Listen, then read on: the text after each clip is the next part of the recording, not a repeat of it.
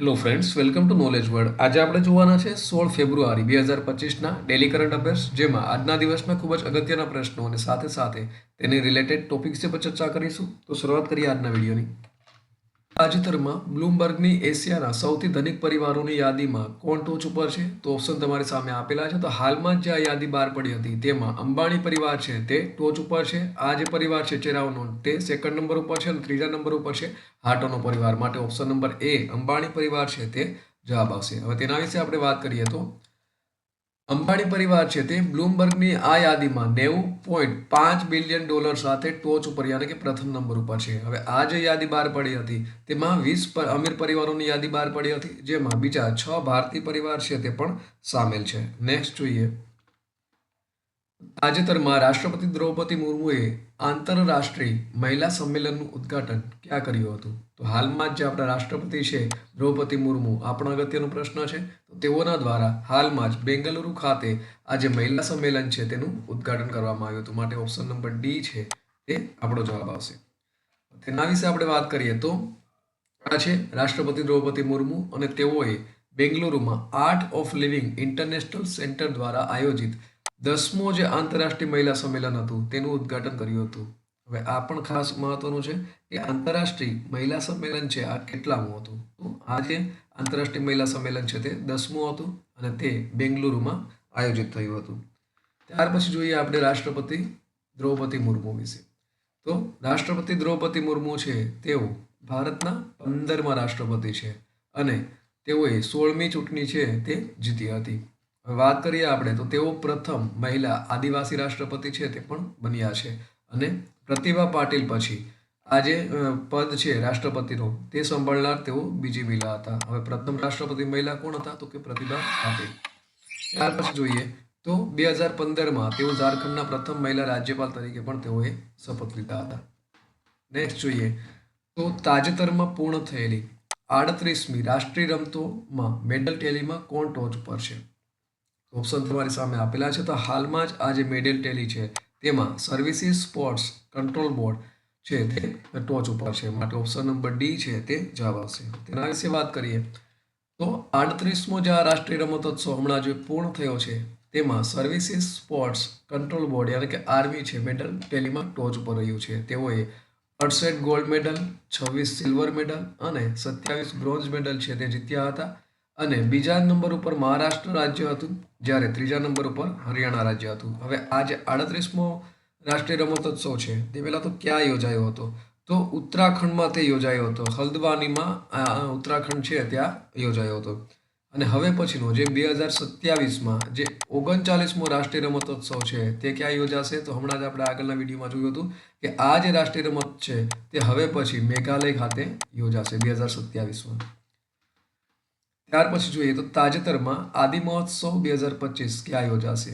તો ઓપ્શન તમારી સામે આપેલા છે. તો હાલમાં જ આ જે આદિ મહોત્સવ છે તે નવી દિલ્હી ખાતે યોજાશે. માટે ઓપ્શન નંબર એ છે તે આપણો જવાબ આવશે. તેના વિશે વાત કરીએ તો આદિજાતિ બાબતોના મંત્રાલય હેઠળના tribal cooperative marketing development federation of India limited યાની કે ટ્રાઇફેડ દ્વારા 16થી લઈ અને 24 ફેબ્રુઆરી 2025 દરમિયાન જે નવી દિલ્હીના મેજર ધ્યાનચંદ નેશનલ સ્ટેડિયમ છે ત્યાં આ જે આદિ મહોત્સવ છે તેનું આયોજન છે તે કરવામાં આવશે.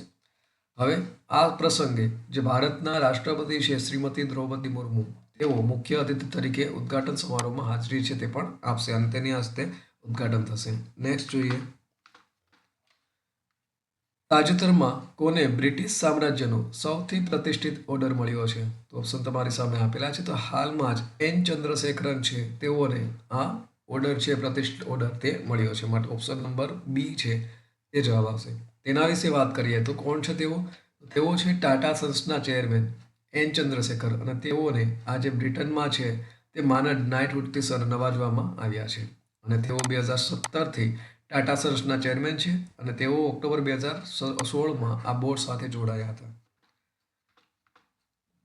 હવે બીજા આપણે વાત કરીએ એવોર્ડની તો હાલમાં જ ભારત બાયોટેકના સ્થાપક ડૉક્ટર કૃષ્ણા એલાને આઈએનએસએ ફેલોશિપ 2025નો એવોર્ડ છે તે એનાયત કરવામાં આવ્યું છે. પ્રખ્યાત ઓડિયા કવિ પ્રતિભા સતપથી છે તેઓને ગંગાધર રાષ્ટ્રીય પુરસ્કાર છે તે આપવામાં આવ્યો હતો. ત્યાર પછી જોઈએ તો અવધના સરસ્વતી પીઠમના જે પીઠાધિપતિ છે ડૉક્ટર બ્રહ્મશ્રી મધુગલા નાગફણી તેઓને પદ્મશ્રી છે તે એનાયત કરવામાં આવ્યો હતો. 67માં ગ્રેમી એવોર્ડ્સમાં ચંદ્રિકા ટંડન છે તેને બેસ્ટ ન્યૂઝ એજ એમ્બિયન્ટ અથવા તો ચાર્ટ આલ્બમ કેટેગરીમાં છે તે ગ્રેમી એવોર્ડ છે તે પણ આપવામાં આવ્યો હતો. મનોજ સિન્હાને પ્રતિષ્ઠિત મહારાજા હરિસિંહ એવોર્ડથી સન્માનિત કરવામાં આવ્યા હતા. અને રાકેશ રોશન છે તેઓને આઈફામાં આઉટસ્ટેન્ડિંગ ટાઇટલ એવોર્ડથી સન્માનિત છે તે પણ કરવામાં આવશે. અને ટોમ ક્રૂઝ છે તેને ફ્રાન્સનો પ્રતિષ્ઠિત એરોનોટિક્સ મેડલ છે તે પણ મળ્યો હતો. તો આ બીજા અગત્યના એવોર્ડ હતા.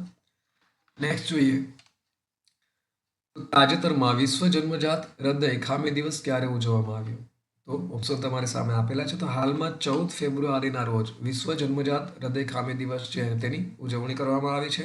તેના વિશે જોઈએ તો પહેલાં તો 14 ફેબ્રુઆરીના રોજ આ દિવસ છે તે ઉજવવામાં આવે છે. અને આ દિવસ ઉજવવાનો જે હેતુ છે તે શું છે? તો કે જન્મજાત હૃદય ખામીઓ તરફ લોકોનું ધ્યાન દોરવાનો અને તેમને આ બાબતોથી જાગૃત કરવાનો છે.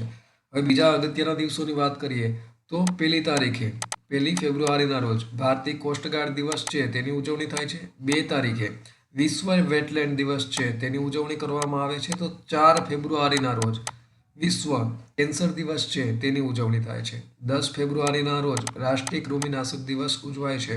તો 11 ફેબ્રુઆરીના રોજ આંતરરાષ્ટ્રીય મહિલા અને બાલિકા વિજ્ઞાન દિવસ છે તે ઉજવાય છે. 12 તારીખે ડાર્વિન દિવસ અને સાથે સાથે રાષ્ટ્રીય ઉત્પાદકતા દિવસ છે તે પણ ઉજવાય છે. તો 13 તારીખે વિશ્વ રેડિયો દિવસની ઉજવણી છે તે કરવામાં આવે છે.